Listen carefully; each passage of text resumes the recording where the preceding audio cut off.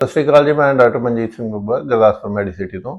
ਅੱਜ ਅਸੀਂ ਇੱਥੇ ਇੱਕ ਫਿਰ ਬਹੁਤ ਵੱਡੀ ਕੈਂਸਰ ਦੀ ਸਰਜਰੀ ਕੀਤੀ ਹੈ। ਤਕਰੀਬਨ ਉਹਨੂੰ 7 ਘੰਟੇ ਲੱਗੇ ਸਾਡੀ ਸਰਜਰੀ ਨੂੰ।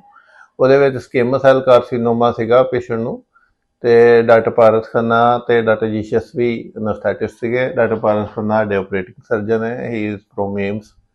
ਤੇ ਡਾਕਟਰ ਸਾਹਿਬ ਦੱਸਣਗੇ ਕੀ ਆਪਰੇਟ ਕੀਤਾ। सत श्रीकाल जी। आज जिस पेशेंट की हमने सर्जरी यहाँ पे गुरदासपुर मेडिसिटी में की है, मैं सबसे पहले तो ये कहना चाहूँगा कि ये कैंसर एक्चुअली होने नहीं चाहिए।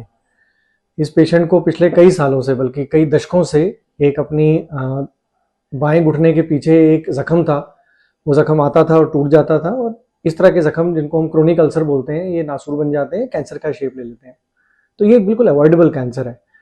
तो बजाय अपनी, मतलब हम लोग अगर ये बोलें कि पेशेंट को एक सर्विस मिली है, वो बहुत अच्छी बात है, लेकिन प्रेस के माध्यम से मैं सबसे पहले ये बात बताना चाहूँगा जो हमारी सोसाइटी और हमारी पब्लिक है उसको, कि कोई भी जख्म जो अगर भर नहीं रहा है तो प्लीज़ उसका जितनी जल्दी हो सकता है अपने सर्जन से मिलिए। अच्छी बात है कि गुरदासपुर में मंजीत सर के यहाँ पे हर तरह की फैसिलिटी अवेलेबल है। सर खुद एक सीनियर सर्जन है, आप आके दिखाइए। कोई भी ऐसा क्रोनिक अल्सर है, अगर वो कैंसर में तब्दील हो रहा है तो एक तरह से ये हम अपने ड्यूटी में, सोसाइटी भी और मेडिकल फ्रेटर्निटी भी, तो हम अपनी ड्यूटी पूरी नहीं कर रहे हैं। इस पेशेंट की ट्रीटमेंट के लिए हमने पूरा वर्कअप जो था वो यहीं पे गुरदासपुर में किया है, और ये बड़ी अच्छी बात है कि पेशेंट को सारी सर्विस यहाँ अवेलेबल है।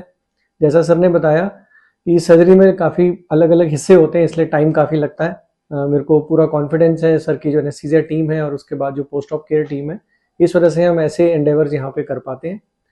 तो हमने पेशेंट का जो ट्यूमर था वो तो निकाला ही, साथ में इन ट्यूमर जो होते हैं ये आसपास की गांठों में फैल जाते हैं, जिनको लिम्फ नोड्स बोलते हैं। तो इसकी ब्लॉक डिसेक्शन भी की हमने, आइलियो ब्लॉक डिसेक्शन।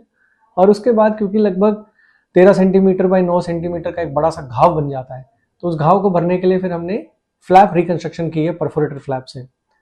तो ये सारी सर्विसेज अब यहाँ पे अवेलेबल है।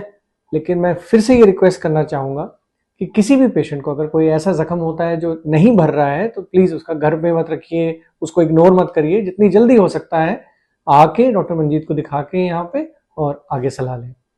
धन्यवाद।